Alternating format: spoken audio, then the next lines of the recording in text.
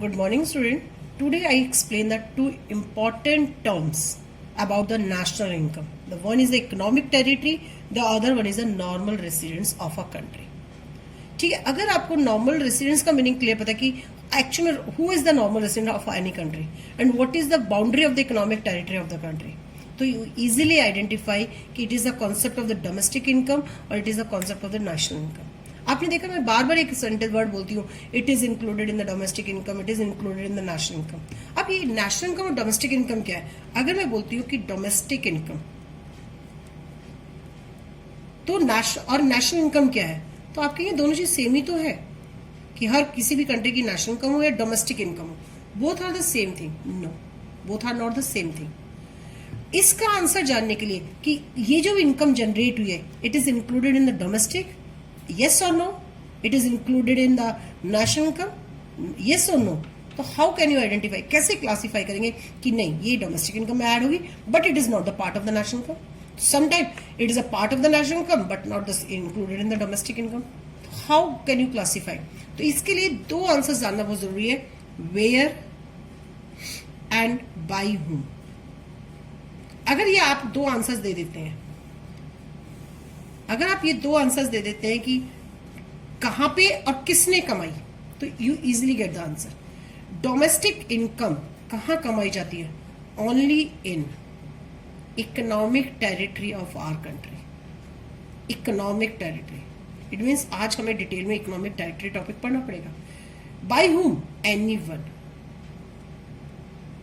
Anyone बोलेंगे तो चाहे वो मेरी कंट्री का रेसिडेंट हो चाहे वो फॉरेनर हो, there is no matter who on this income.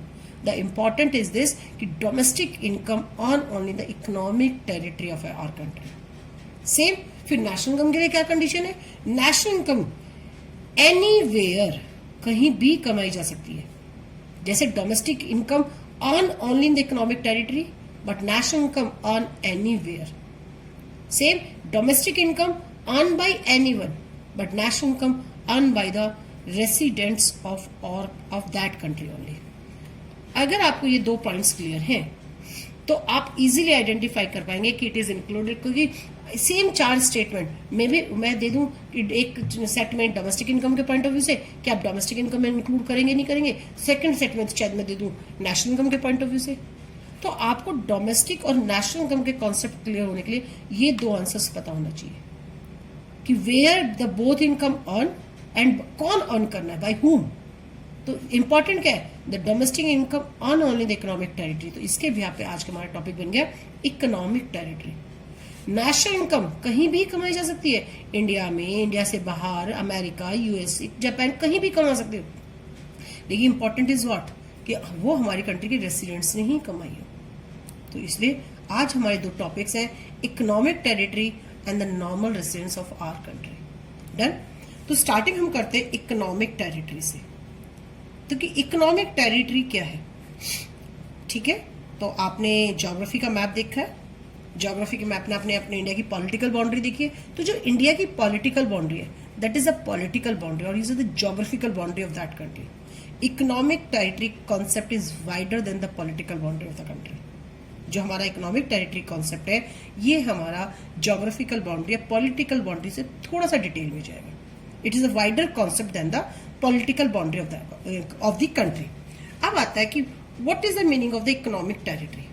अगर हम स्टार्टिंग पहले डेफिनेशन से स्टार्ट करेंगे कि इकोनॉमिक टेरिटरी क्या है, तो अगर इसकी डेफिनेशन जो दी है United nation system of national accounts ने, ध्यान से सुनना, United nation system of national accounts ने एक इकोनॉमिक टेरिटरी की प्रॉपर डेफिनेशन दी है. उसने कहा है economic territory it is the geographical territory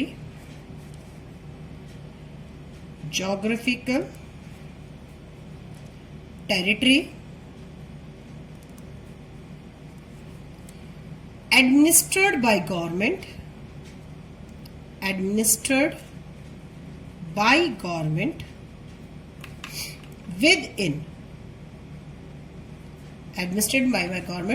within which persons, goods and capital, persons, goods and capital circulate freely. ठीक है, एक पॉलिटिकल बाउंड्री है, उसके अंदर जो गवर्नमेंट है वो पूरा एंजॉय कर रही है कि उस कंट्री में गुड्स है, कैपिटल है, सर्कुलेट, बिल्कुल कंप्लीटली फ्रीडम है. गवर्नमेंट आराम से इन पे अपने एक्शन ले सकती है. तो इट मीन्स जो एडमिनिस्ट्रेटेड बाय गवर्नमेंट है, मेन है हमारे पास सर्कुलेट फ्रीली. ठीक है, तो it is the geographical territory which is administrated by the government within which. ठीक है, जैसे हमारी इंडियन गवर्नमेंट है तो इसके अंदर हम कैपिटल है और हमारी पर्सन्स है, गुड्स है, वो इजीली इधर से उधर सर्कुलेट हो सकते हैं.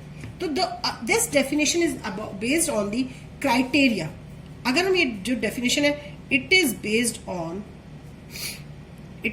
On the criteria freedom of circulation of persons, goods and capital. कहने का मतलब है जहां पे हम फ्रीली मूव कर सकते हैं, जा सकते हैं, आ सकते हैं. तो ये हमारी, जैसे हम इंडिया में हम कहीं भी जा सकते हैं. हम आसाम चले जाए, हम केरला चले जाए, हम कर्नाटका चले जाए, हम अपनी गुड्स को इधर से उधर आराम से ट्रांसपोर्ट कर सकते हैं. ठीक है, तो इट मीन्स जो पॉलिटिकल बाउंड्री है वो भी हमारी इंडियन इकोनॉमिक टेरिटरी का पार्ट है. अब ये पॉइंट की मैम समझ क्लियर नहीं हो रहा कि इसमें फ्रीडम वर्ड कहां से आया. तो कितनी बार होता है कि किसी कंट्री के अंदर कोई एक ऐसी चीज, इंस्टीट्यूशन है जिसपे हमारी इंडियन गवर्नमेंट का कोई रोल नहीं है. ठीक है, अब वो क्या है, यहाँ पे जो बार बार आया है, एडमिनिस्ट्रेटेड बाय द गवर्नमेंट. एक एग्जांपल लेते हैं, the government of does India. जो मैं हमारे सपोज एग्जांपल है हमारे पास कि अगर हमारी कंट्री में कोई फॉरेन एम्बेसी है, अमेरिकन एम्बेसी है, जापान एम्बेसी है, तो हमारी कंट्री की जो गवर्नमेंट है वो उसमें कोई एंजॉय नहीं कर सकती, उसमें कोई अपने रूल्स रेगुलेशन पास नहीं कर सकती. तो यहाँ पे हो गया, the government of India does not enjoy the freedom in the foreign embassies which is located within the India. तो यहाँ पे जो फ्रीडम वर्ड आया है कि एम्बेसी है, इंडिया के अंदर है, अमेरिकन एम्बेसी है, लेकिन गवर्नमेंट उसमें कोई भी इंटरफेयर नहीं कर सकती. ठीक है, तो गवर्नमेंट जो यहाँ पे गवर्नमेंट जो है उसकी फ्रीडम रिस्ट्रिक्ट हो गई है किसे, रिगार्डिंग द यूएसए एम्बेसी. तो सो इसलिए हम बोलेंगे कि the USA embassy is not the part of the economic territory of our country. तो फिर मैम ये किस कंट्री का टेरिटरी है, पार्ट है, ये अमेरिकन टेरिटरी का पार्ट है. तो ये छोटी छोटी बातें हमें ध्यान रखनी है कि हमारी पॉलिटिकल बाउंड्री हमारी है, एम्बेसी फॉरेन की है, बट हमारी गवर्नमेंट का उसमें कोई रोल नहीं है. हमारी गवर्नमेंट से उसकी मतलब गवर्नमेंट का कोई रिस्ट्रिक्शन उस पर नहीं चल सकता. ठीक है, तो वो जो American embassy, it is not the part of the economic territory of our country. ठीक है, it is the part of the American territory. तो ऐसे अगर हमारी कंट्री की एम्बेसी कहीं बाहर है, तो सपोज करो हमारी इंडियन एम्बेसी जापान में है, तो क्या वहां जापान की गवर्नमेंट का रोल चलेगा? नहीं, वो हमारी कंट्रोल में चलेगी वहां की एम्बेसी भी, इंडियन गवर्नमेंट में. तो इस सिचुएशन में जो इंडिया में, जापान में जो इंडियन एम्बेसी है, this is the part of the economic territory. कहने को पॉलिटिकल बाउंड्री से बाहर चलेगी, ध्यान से सुनो, कहने को वो पॉलिटिकल बाउंड्री से बाहर चलेगी, लेकिन उस पर जो रूल रेगुलेशन चल रहा है, जहां पे पूरा फ्रीडम, किसको पूरी फ्रीडम है? ओनली इंडियन गवर्नमेंट को. समझ में आ गया? तो यहाँ पे तो जो which Indian embassy situated located in the Japan, तो it means it is a part of the domestic income, क्योंकि वो हमारी इकोनॉमिक टेरिटरी में इंक्लूड हो रही है. It is not the part of the Japan territory. तो ये हमें इस टाइप से डिटेल में जाना है. तो this is only the definition. Clear हो गया? नाउ सेम अब हम इसके कुछ एग्जांपल्स लेते हैं कि the scope of the economic territory of a country is defined to include and exclude of the followings. अब हम पहले इंक्लूड लेते हैं कि आखिर हम इकोनॉमिक टेरिटरी में किस किस पॉइंट्स को इंक्लूड करेंगे, आखिर किस किस को हम कवर अप कर रहे हैं. तो the scope of economic territory is defined to cover. तो एट द लास्ट हम किस किस को कवर कर रहे हैं इकोनॉमिक टेरिटरी में. जैसे कभी मैंने एक सॉलिड एग्जांपल दिया एम्बेसीज का. तो अब इसका पहला पॉइंट है हमारे पास political frontiers.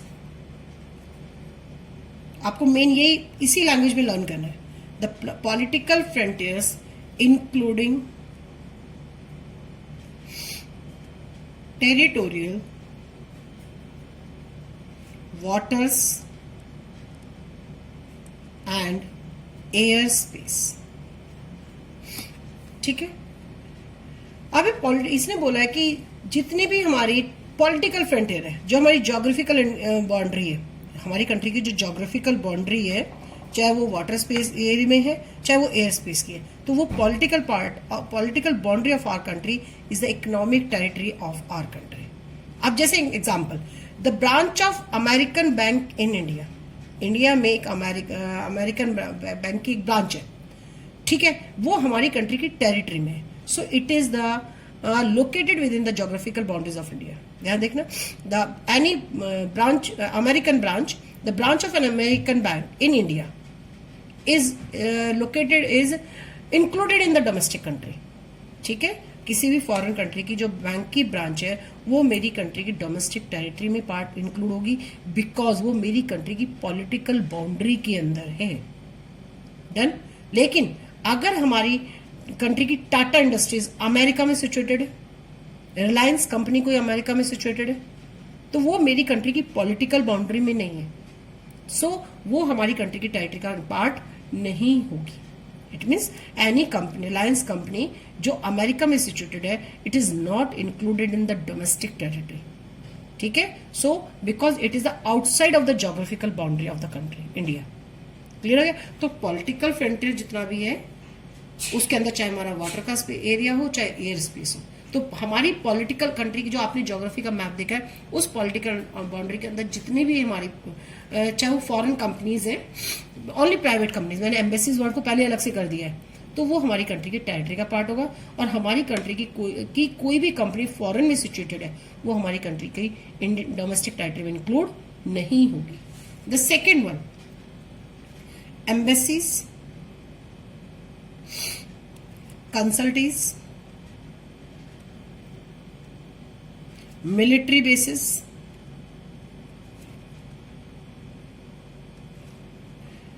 etc. located abroad,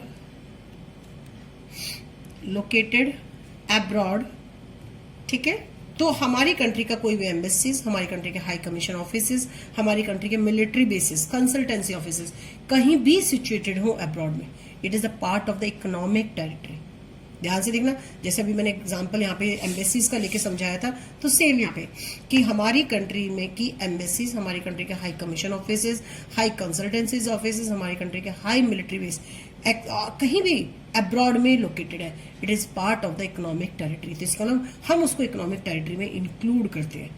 ठीक है, जैसे Indian embassy in Japan is a part of the domestic territory, but Russian embassy in India is not a part of the domestic territory. तो जब हमारी कंट्री की ये सारी चीजें वर्ल्ड में कहीं भी सिचुएटेड है, वो मेरी कंट्री की टेरिटरी में बन जाएंगी। तो अगर किसी भी रेस्ट ऑफ द कंट्री की अगर एम्बेसीज, कंसल्टेंसीज और मिलिट्री बेस अगर मेरी कंट्री में लिक्विडेड है, तो it is not part of the our domestic territory, वो अपनी अपनी रिस्पेक्टिव कंट्रीज की टेरिटरी में इंक्लूड होंगे। Done. Now the next one,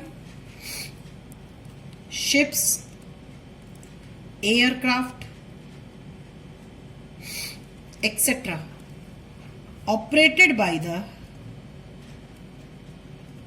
residents,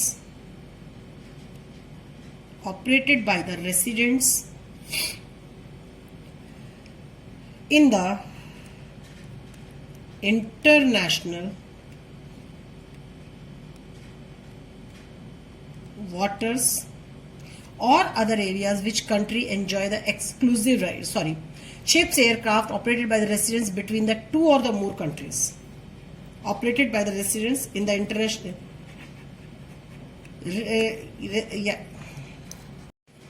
The next one is ship, aircraft etc. operated by the residents between the two or more countries. जैसे हमारी country की airlines है, दो कंट्रीज के बीच में चलती है, लेकिन ऑपरेट कौन कर रहा है? इंडिया कंट्री कर रही है, तो it is also the part of the domestic territory, चाहे वो बेशक अमेरिका जाके वापस आ रही है, चाहे जापान जाके वापस आ रही है। तो any aircraft which is operated by the Air India या इंडियन गवर्नमेंट के through the between Russia and Japan are the treated as a part of the domestic territory of India. It is an just example. And the last one is the fishing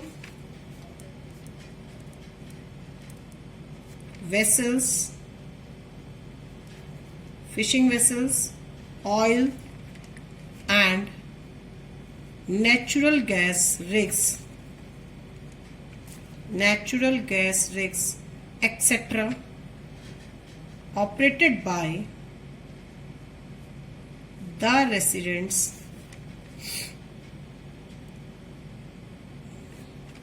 in the international waters or other areas over which country enjoy exclusive rights. ठीक है, अब जैसे हमारी India country, एक side में बे of Bengal है, एक side Indian ocean है, ठीक है, जो भी है हमारे पास, एक तरफ अरेबियन ओशियन है, तो ये कंट्री का भी जो इंटरनेशनल वाटर एरिया है, लेकिन एक लिमिट तक इंडिया की पार्ट में है। तो इसके अंदर से अगर हम कोई भी जो फिशरमैन है मछली पकड़ रहा है, या हम नेचुरल ऑयल निकाल रहे हैं, क्लियर हो गया, तो वो भी सब हमारी कंट्री की टेरिटरी का ही पार्ट होंगे। जैसे example, any fishing operation vessels which is operated by any Indian fisherman in the international water of Indian oceans are treated as a part of the domestic territory of India. तो ये सारी चीजें हमारी economic territory में। तो आपको 4 main चीजें याद रखनी है कि इकोनॉमिक टेरिटरी में हम कौन सी 4 चीजें इंक्लूड करते हैं। फर्स्ट, पॉलिटिकल बाउंड्री वाली लाइन, सेकंड, एम्बेसीज वाली लाइन, थर्ड, शिप्स और एयरक्राफ्ट वाली एयरक्राफ्ट, एंड लास्ट वाला जो हमारा इंटरनेशनल वाटर टेरिटोरियल में है। डन। नाउ अब मेन चीज है कि एक्चुअल में डोमेस्टिक टेरिटरी में हम ये तो हमने इंक्लूड पढ़ ली कि डोमेस्टिक टेरिटरी में ये हम चीज इंक्लूड करेंगे। अब हम 2 मेन चीज एक्सक्लूड क्या करेंगे, हम इसको ऐसे याद कर लें तो ज्यादा इजी होगा। जैसे एम्बेसीज, कंसल्टीज, मिलिट्री यानी establishment of the foreign country, मतलब हमारी कंट्री में किसी का एम्बेसी, हमारी कंट्री में किसी का मिलिट्री बेस, हमारी कंट्री में किसी का consultancy office, any foreign country अगर है तो it is not the domestic territory of our country. Same अगर इंटरनेशनल ऑर्गेनाइजेशन है लाइक यूएनओ, WHO, ठीक है, तो अगर वो भी हमारी within the geographical boundaries of a country, अगर हमारी कंट्री में कोई भी इंटरनेशनल ऑर्गेनाइजेशन है तो उसको हम पर्टिकुलर ये नहीं बोलेंगे इंडिया की टेरिटरी का पार्ट है। क्लियर हो गया। तो international organization like UNO, WHO, etcetera located within the geographical boundary of a country but it is not the part of the domestic territory of our country. Done. Now come to the next point, residents. This is my second topic कि who are the resident. आखिर resident क्या है। तो resident के लिए मैंने अब जैसे हमने बोला, मैंने भी आपको यहाँ पे स्टार्ट किया कि नेशनल इनकम क्या है, just it is the measure the value of national income क्या है, just it is the measure the value of the economic activities carried out by the residents of that country. तो national income it means हम क्या residents की income लेंगे, it means हम foreigners की income उसमें ऐड नहीं करेंगे। तो अब रेसिडेंट्स के लिए शर्त क्या है, तो रेसिडेंट की शर्त है a resident weather a person, एक इंडिविजुअल पर्सन भी हो सकता है, वेदर अ पर्सन और एन इंस्टीट्यूशन, खाली रेसिडेंट मतलब एक सिंगल पर्सन इंडिविजुअल बंदे की बात नहीं करते हम, एक इंस्टीट्यूशन को भी हम रेसिडेंट्स का नाम दे सकते हैं। और an institution is one whose center of economic interest, this is an important term, center of the economic interest lies in the economic territory, lies in the economic territory of the country in which he lives or is located। कहने का मतलब ये है जिस भी economic territory में वो person, जो भी कोई एक सिंगल पर्सन या इंस्टीट्यूशन रह रहा है, अगर उसका इकोनॉमिक इंटरेस्ट उसी पर्टिकुलर कंट्री के लिए है जहां पे जिस इकोनॉमिक टेरिटरी में रह रहा है, तो वो उस कंट्री का रेसिडेंट है। शॉर्ट फॉर्म में यही है कि कोई भी पर्सन है जहां पे वो रह रहा है, जिस भी इकोनॉमिक टेरिटरी में रह रहा है, अगर उसका इकोनॉमिक इंटरेस्ट उसी पर्टिकुलर कंट्री के लिए है तो वो उस कंट्री का रेसिडेंट है। अब मैम ये इकोनॉमिक इंटरेस्ट वर्ड क्या है। अब पॉइंट आता है कि इकोनॉमिक इंटरेस्ट में हम किसको लेते हैं, तो centre of the economic interest main word है कि जो centre of economic interest word use किया गया कि अब सेंटर ऑफ इकोनॉमिक इंटरेस्ट में हम किन 2 चीजों को लेंगे। तो सेंटर ऑफ इकोनॉमिक इंटरेस्ट में हम 2 चीजों को एज्यूम मान के चलते हैं। Number 1 the resident lives or is located within the economic territory. जैसे हम लोग हैं, हम इसी इकोनॉमिक टेरिटरी में रह रहे हैं, हम कहीं बाहर नहीं गए, ठीक है। तो इसमें हमारा इंटरेस्ट, हमारा इकोनॉमिक इंटरेस्ट अपनी ही इस पॉलिटिकल बाउंड्री के अंदर है। द रेसिडेंट लिव्स और is located within the economic territory, ठीक है। तो जैसे मैं हूं, मैं इसी इकोनॉमिक टेरिटरी में रह रही हूँ, तो इट मीन मेरा इकोनॉमिक इंटरेस्ट इसी पर्टिकुलर कंट्री के लिए। The second one, the resident carries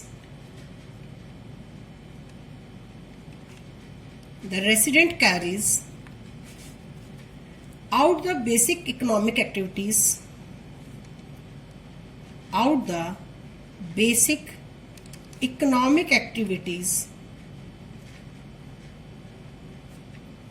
from that location, ठीक है। जैसे अब इसमें क्या है मैम, अब जैसे कोई फॉरेनर है, वो फॉरेनर इस कंट्री में आके रह रहा है, इकोनॉमिक टेरिटरी में रह रहा है, लेकिन वो इंडिया का नहीं है, लेकिन उसकी ऑल इकोनॉमिक एक्टिविटीज इसी कंट्री में है। चाहे वो कमा रहा है, चाहे वो कंज्यूम कर रहा है, वो अपनी इकोनॉमिक, जितनी भी इकोनॉमिक एक्टिविटीज है वो इसी कंट्री में रह के कर रहा है, ठीक है। तो वो इस कंट्री का इकोनॉमिक, इट मीन्स उसका भी इकोनॉमिक इंटरेस्ट इसी कंट्री के लिए। तो इस केस में वो फॉरेनर भी हमारी कंट्री का नॉर्मल रेसिडेंट बन जाएगा। मैं तो ऑलरेडी यहाँ पे रह रही हूँ, लेकिन अगर एक फॉरेनर है, वो अपनी सारी बेसिक इकोनॉमिक एक्टिविटीज इसी कंट्री में रहता हुए कर रहा है, तो इट मीन्स उसका भी इकोनॉमिक इंटरेस्ट इस कंट्री के लिए है। Now he is also the residents of our country.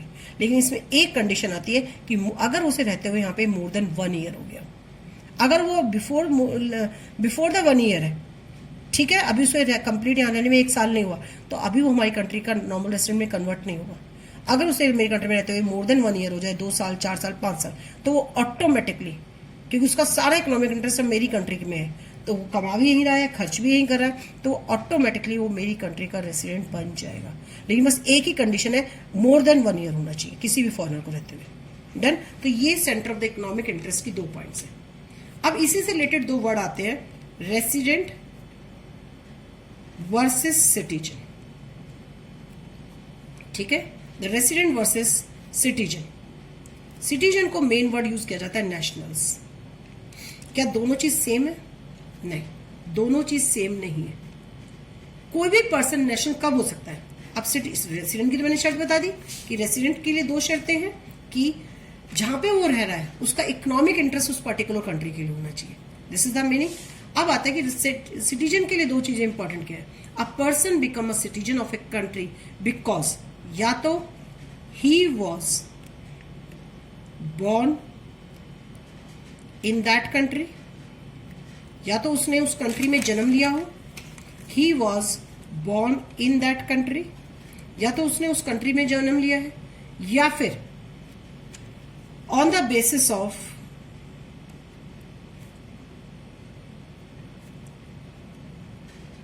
Some other legal criteria,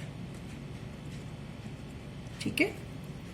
या तो उसने उस कंट्री में जन्म लिया, अब जैसे यहां पे है, सपोज हमारी कंट्री में किसी पर्सन, आपके किसी कजन ने यहाँ पे बॉर्न हुआ, वो इस कंट्री का सिटीजन है, लेकिन वो अमेरिका में चला गया, वो 4 साल से वहां रहा है, उसने वहां की सिटीजनशिप ले ली, लीगल क्राइटेरिया, तो इट मीन्स वो उस कंट्री का भी सिटीजन है। क्लियर हो गया? तो ये है हमारा कि कोई भी पर्सन नेशनल कब बन सकता है। सिटीजन होने के लिए 2 ही चीजें, a person become a national of a country when he was born in the country और on the basis of the some other legal criteria. But a resident, a person is treated resident of a country on the basis of the economic centre, economic interest, ठीक है। अब कोई भी person resident कब बन सकता है? तो it is on the basis of economic interest. तो ये दोनों डिफरेंस भी आपको पता होना चाहिए कि what is the difference between the resident and the citizen. लेकिन हम यहाँ बात केवल रेसिडेंट्स की कर रहे हैं। जब नेशनल इनकम की बात करते हैं तो नेशनल इनकम में we take only the which income earn by the residents of our country. Clear हो गया? अब हमारे पास इसके पास अलावा कुछ एग्जाम्पल्स हैं जो नॉन रेसिडेंट्स के, ठीक है। अब ये नॉन रेसिडेंट्स क्या होते हैं? ठीक है, कि जो इस कंट्री के रेसिडेंट्स नहीं है। अब जैसे जितनी भी इंटरनेशनल ऑर्गेनाइजेशन है, WHO, UNO, वर्ल्ड बैंक, इनमें जितने भी लोग काम करने वाले हैं वो हमारी कंट्री के, वो इस कंट्री के रेसिडेंट नहीं है, वो आते हैं सारे नॉन रेसिडेंट्स में। क्लियर हो गया कि जितने भी वर्कर्स हैं हमारे, जितने भी एम्प्लॉयज हैं ऑफ इंटरनेशनल ऑर्गेनाइजेशंस का, वो जिस वो उस जहां पे वो बिलोंग, मतलब वो रेसिडेंट्स उसी कंट्री है जिस कंट्री को वो बिलोंग करते हैं। ठीक है, तो employees of the international organization are considered the resident of the countries to which they belong. ठीक है, अब सपोज आती है जैसे हमारे कंट्री में वर्ल्ड बैंक की ऑर्गेनाइजेशन है, WHO की ऑर्गेनाइजेशन है, ILO की, तो अभी हम इनको बोलते हैं they are not the treated resident of any country but of the international area. ठीक है, तो ऐसे उनको भी हम बोलते हैं non resident organisations. The third example, जैसे workers from across the border, कुछ वर्कर्स हैं जो डेली बॉर्डर क्रॉस करके आते हैं, who cross border regularly to work in the given country, तो they are treated as resident of the country where they live and not the resident of the country where they work. अब जैसे नेपाल का कोई worker है, वो India में daily आ रहा है, डेली जा रहा है काम करके, सुबह जाता आता है, शाम को चला जाता है, तो वो ये नहीं कि वो मेरी कंट्री का रेसिडेंट है, वो उस कंट्री का, वो अपनी कंट्री का रेसिडेंट है। ठीक है, it means he is the resident of the country where they live, he is not the resident of that country where they work. Clear है? तो this is the example of the non-resident. The next one, अब जैसे आप लोग घूमने चले जाते हैं, कोई सिंगापुर घूमने जा रहे हैं, बहुत सारे फॉरेनर्स हैं जो इंडिया में घूमने आ रहे हैं, आप लोग खेलने चले जाते हो, स्पोर्ट्स के लिए लोग इधर से उधर जा रहे हैं, तो ये भी सारे जो है नॉन रेसिडेंट्स के एग्जाम्पल्स हैं। अब जैसे जितने भी फॉरेन विजिटर्स हैं, ट्रैवलर्स हैं, visiting the given country for the studies, medical treatment, to take part in the sports, culture events, तो they are the non residents for the country they are visiting. हमारी country में कोई घूमने आया तो हमारी कंट्री का रेसिडेंट नहीं बनेगा, हमारी कंट्री से कोई बाहर खेलने चला गया तो उस कंट्री का रेसिडेंट नहीं है, वो उस कंट्री के लिए नॉन रेसिडेंट का एग्जाम्पल है। ठीक है, same foreign staff of embassies and the member of the foreign armed officers forces located in the given country are treated as the non-residents. अब एम्बेसीज में जितना भी फॉरेन स्टाफ है, ठीक है, एम्बेसीज में जितना भी फॉरेन स्टाफ है, वो इंडिया में अमेरिकन एम्बेसी है, उसके अंदर पूरा फॉरेन स्टाफ रह रहा है, तो वो जो फॉरेन स्टाफ है they are the example of the non residents of country. ठीक है, तो जब तक आपकी एग्जाम्पल्स नॉन रेसिडेंट्स के साथ में लर्न नहीं करोगे तो आपको रेसिडेंट्स का टॉपिक क्लियर नहीं होगा। तो आपको ये 5-6 है, ये टिप्स पे आपको लर्न करने हैं कि what are the examples are the non residents. तो ये 2 इंपॉर्टेंट टॉपिक है, इसी के बिहाफ पे हम आगे इजीली पढ़ पाएंगे कि it is a part of the domestic income और it is a part of the national income. ठीक है, thank you. Now my topic is the circular flow of income. ठीक है, ये भी एक अपने आप में इंपॉर्टेंट क्वेश्चन टॉपिक है जो 3 या 4 मार्क्स में बोर्ड में आ जाता है। इस साल भी बोर्ड में 2020 के क्वेश्चन पेपर में भी ये क्वेश्चन 3 मार्क्स का आया हुआ है। ठीक है, नाउ द सर्कुलर फ्लो, अब हम इसको स्टार्ट करते हैं। सपोज करो हमारी 2 सेक्टर इकोनॉमी है, there are the 4 sectors, the one is the household sector, the one is the production sector, the third is the government sector and the fourth is the rest of the world sector. हम ये ज्यूम कर रहे हैं कि अगर हमारी economy में 2 ही sectors हैं तो हम केवल 2 मेन सेक्टर्स को लेते हैं, that one is the production unit, production sector and the other one is the household sector. तो ये मेरे पास सपोज करो प्रोडक्शन सेक्टर है। ठीक है, जैसे हम प्रोडक्शन यूनिट के नाम से भी बोलेंगे, and the second sector is the household sector. अगर हम कभी भी बात कर रहे हैं कि 2 सेक्टर्स हैं तो इट मीन्स हमारी कंट्री में only in the 2 sector economy only household and the firms exist to run in the economy. ठीक है, ओनली ये 2 सेक्टर्स हैं जो अपने इकोनॉमी को रन कर रहे हैं। अब बात आती है प्रोडक्शन यूनिट्स। तो इनकम कहाँ जनरेट की जाती है, इनकम कहाँ क्रिएट की जा रही है? इनकम हमेशा प्रोडक्शन यूनिट में जनरेट की जाती है। डन, इकोनॉमी जो हम जितने भी इनकम क्रिएट कर रहे हैं that is on in the production units. What is the production unit? Example of the production units farm है, फैक्ट्रीज है, ऑफिसेज है। The all production units are engage in the producing goods and services. ठीक है, तो जो भी हमने income generate की है वो कहाँ पे की होती है? वो हमारी यहाँ पे होती है, इनकम जनरेशन। ठीक है, जो income created in the production units only, जो इनकम जनरेट होगी वो ओनली प्रोडक्शन यूनिट्स में जनरेट होगी। अब जो फैक्टर ऑनर्स हैं, जैसे आपने दिया था 4 factors, land, labour, capital, entrepreneur, तो जो फैक्टर ऑनर्स हैं जैसे ओनर्स ऑफ लैंड है, ओनर्स ऑफ लेबर है, ओनर्स ऑफ कैपिटल है, तो आखिर प्रोडक्शन यूनिट जो प्रोडक्शन कर रही है, unit production unit, these only 4 factors. तो who are the owners of the 4 factors of production? They are the household are the owners of factors of production. Done. Now, or you say they are the factor owners, household sector. So factor owners provide the factor services to the production units. It means the factor owner come from, यहाँ पे आ जाएगा हमारा कि जितने भी factors owners हैं वो अपनी सर्विसेज प्रोवाइड किसको कर रहे हैं? प्रोडक्शन यूनिट्स को. ठीक है. Now the factor owner provide their services to the production units. तो जब प्रोडक्शन यूनिट्स इनकी फैक्टर सर्विसेज को यूटिलाइज करेगा तो उसको रिटर्न में क्या देगा? अगर यहाँ पे मैंने owners of the factors of production, suppose land है, तो जो लैंड का ओनर है वो अपनी फैक्टर सर्विसेज इसको प्रोवाइड कर रहा है, तो ये रिटर्न में उसको क्या देगा? ऑब्वियसली रेंट देगा. जो अपनी यहाँ से लेबर प्रोवाइड कर रहा है, तो प्रोडक्शन यूनिट उसकी लेबर सर्विसेज को यूज करके, इसकी फैक्टर सर्विसेज को यूज करके रिटर्न में क्या प्रोवाइड करेगा? वेजेस प्रोवाइड करेगा. It means the production units in return make income payments to the household sector. Clear हो गया? तो हमारा पास तो जो हमारी प्रोडक्शन यूनिट्स है वो हाउसहोल्ड सेक्टर को फैक्टर पेमेंट प्रोवाइड करती है. फैक्टर पेमेंट मीन्स कि income of the factors of the production, जो प्रोडक्शन यूनिट्स फैक्टर सर्विसेज के ओनर्स को प्रोवाइड करिए after using their factor services. इसमें हमारा रेंट भी है, वेजेस भी है, इंटरेस्ट भी है एंड प्रॉफिट भी है. इट मीन्स इन्होंने इनकम जनरेट की, लेकिन वो इनकम किसके बीच में डिस्ट्रीब्यूट हो गई? Obviously owners of the factors of production के बीच में. तो हमारी जो इनकम डिस्ट्रीब्यूशन पॉइंट है वो ये आ जाएगा, इनकम डिस्ट्रीब्यूशन. डन. इनकम यहाँ पे जनरेट हुई after using the factor services which are provide from the household sector, because household sector are the owners of the factor production. After using the factor services whatever the income generate, now वो income generate अब किसको return जा रही है? इधर ही वापस जा रही है, क्योंकि इन्होंने अपनी सर्विसेज प्रोवाइड की थी, तो वो सब कुछ प्रोडक्शन यूनिट रिटर्न कर रही है इनकम पेमेंट फॉर्म में टू द हाउसहोल्ड सेक्टर, जिसको हम फैक्टर पेमेंट्स के नाम से जानते हैं. तो this is the one flow of income. ये it is a one flow, ये एरो मार्क दिख रहा है, तो it is a one flow of income. Clear हो गया? Which is from production units to the household sector. अब household sector क्या करेगा? अब हाउसहोल्ड सेक्टर इस इनकम को स्पेंड करेगा, क्योंकि हाउसहोल्ड सेक्टर को जो गुड्स एंड सर्विसेज चाहिए वो तो प्रोडक्शन यूनिट्स के पास है. Now household spend this income on goods and services. ठीक है. This income on goods and services which is produced by the production units. तो यहां पे आ गया हमारा फाइनल एक्सपेंडिचर. तो यहां प्रोडक्शन यूनिट से जो इधर की तरफ फ्लो हुआ that is a factor payment.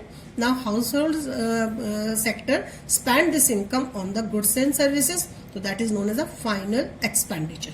वो फाइनल एक्सपेंडिचर. तो यहां पे हमारा हो गया इनकम डिस्पोजिशन. इनकम स्पेंडिंग बोलो इसको या इनकम डिस्पोजिशन बोलो, both are the same thing. Done. Now तो हमने देखा कि अब ये जो फ्लो हो गया, this is the reverse flow. This is the reverse flow of income in the form of expenditure back to the production unit. This is the one flow which is in the form of the factor payment from production unit to the household unit. Now this is the reverse flow. This is the reverse flow, the flow of income in the form of expenditure या final expenditure to the production units. So this ये जो complete बन गया, now it complete the circular flow. It is the circular flow. Then अगर हम इसको एक simple definition में डालना चाहिए तो हम कैसे लिखेंगे इसको? Income are generated in production units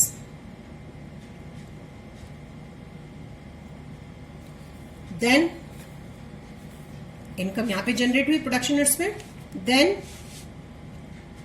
distributed to the owners of factors of production. यहाँ पे डिस्ट्रीब्यूट हुई हाउसहोल्ड सेक्टर के उसमें जो दो who are the owner of the factors of production and then spent by them, अब उन्होंने वही इनकम क्या कर दी, ऑन एक्सपेंड कर दी on goods and services produced in production units. जो भी गुड्स हमारी प्रोडक्शन यूनिट्स में प्रोड्यूस हुई थी तो हाउस होल्ड सेक्टर ने वो सारी इनकम उधर स्पेंड कर दी। ठीक है, हो गया। इन दिस वे, अगर हम सिंपल लैंग्वेज बोलेंगे तो in this way factor income originates in production units and come back to the production units. Income generate भी प्रोडक्शन यूनिट्स में हुई और कम बैक टू द वो वापस प्रोडक्शन यूनिट्स में आई। Now this is described as the circular flow of income. Done, clear. Some books में इस टाइप को इसको बोला गया है कि production it means generation phase, जहां पे इनकम जनरेट की गई। ठीक है, production phase. Now come to the distribution phase, जहां पे इनकम फिर डिस्ट्रीब्यूट हुई, प्रोडक्शन किया फिर डिस्ट्रीब्यूट हुई, then disposition, disposition phase, spend हो गई, खर्च कर दी, spend on the goods and services, वापस कहां पहुंच गई, प्रोडक्शन में। तो this is the circular flow, this is unending. इसका स्टार्टिंग पॉइंट भी नहीं मालूम, एंडिंग पॉइंट भी नहीं मालूम, तो इट इज अनएंडिंग फ्लो कि where is start from where end. तो ये चेन एक चलती है, तो हम इसको ऐसे बोलते हैं। तो in the circular flow there are the three phases. Generation phase, जहां पे गुड्स एंड सर्विसेज का प्रोडक्शन किया जाता है या इनकम जनरेट की जाती है। Now the factor income distribute the among of the factor of production, that is rent, wages, interest and profit. And in the disposition phase we spend this income on the goods and services. Clear हो गया। तो इस type से भी ये अगर हम इसको भी बनाएंगे तो that is also right, but मेरा मेन टारगेट है कि आप हमेशा इस डायग्राम को बना के एक्सप्लेन करें सर्कुलर फ्लो ऑफ इनकम में। अब इसी से रिलेटेड बोर्ड में इस साल एक क्वेश्चन आया था, that is the circular flow principle is based, the circular flow principle is based on the assumption that one expenditure will becomes other income. तो देखा जाए कि ये कह रहा है कि सर्कुलर फ्लो जो इस अजम्पशन में बेस्ड है कि एक का एक्सपेंडिचर हमेशा दूसरे की इनकम होती है। ऑब्वियसली प्रोडक्शन यूनिट ने एक्सपेंडिचर किया in the form of factor payment, तो किसकी इनकम बन गई, हाउस होल्ड सेक्टर की, तो हाउस होल्ड सेक्टर की इनकम बन गई। ठीक है, तो इट मीन्स हम ये बोलेंगे हाउस होल्ड सेक्टर ने जो अपनी फैक्टर सर्विसेज प्रोवाइड की थी to the firm, now they earn factor income from them, तो expenditure of this firm, income of this firm. Now, firm produce goods and services to the household and earn their income by an equal magnitude. तो but same production unit ने household sector ने वो income किस, अगर household sector ने goods and services purchase की तो उन्होंने इनकम किसको दी, ऑब्वियसली पेमेंट किसको दी, प्रोडक्शन यूनिट्स को। Now in this case the expenditure of this sector is the income of this sector. तो yes, it is the true statement कि जो सर्कुलर फ्लो है इसी अजम्पशन में बेस्ड है। The expenditure of one person is the income of the other person, और expenditure of this person is one person is the income of the other person और other form जो भी हम बोल रहे हैं। डन। तो इस साल बोर्ड में ये 3 मार्क्स का क्वेश्चन भी आया था। ठीक है, तो आज हमारे इंपॉर्टेंट न्यू 3 टॉपिक्स हुए, what is economic territory, what is a normal resident, who is a normal resident, and what is the circular flow of income। अब हम देखेंगे, मैंने बार बार हम बोल रहे हैं नेशनल इनकम के सम्स आएंगे। तो ये जो 3 मेथड्स हैं, इनकम जनरेशन, इसको हम वैल्यू एडेड मेथड के, इसमें हम वैल्यू एडेड मेथड के पॉइंट ऑफ व्यू से सम करेंगे। ये इनकम मेथड से न्यूमेरिकल्स आएंगे, और यहाँ पे हमारा डिस्पोजिशन फेस एक्सपेंडिचर मेथड से सम आएंगे। तो इसी सर्कुलर फ्लो से 3 मेथड जनरेट होते हैं for the measurement of the national income, जो हम कमिंग क्लासेस में पढ़ेंगे। ओके, थैंक यू बेटा।